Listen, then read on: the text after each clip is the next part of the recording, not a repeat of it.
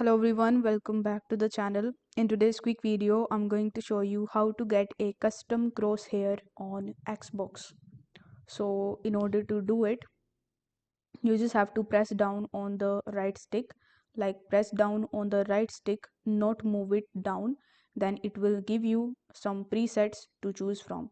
And if you want to modify them, you just have to press R2 on PlayStation or RT on Xbox. Now you will be pressing the right trigger and that will give you the options to modify the crosshair.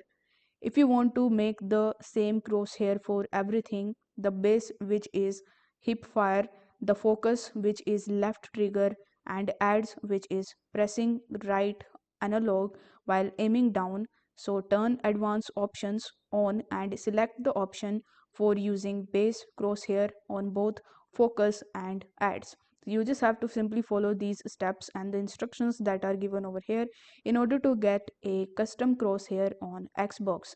So if this video helped you out, don't forget to like the video and subscribe to the channel.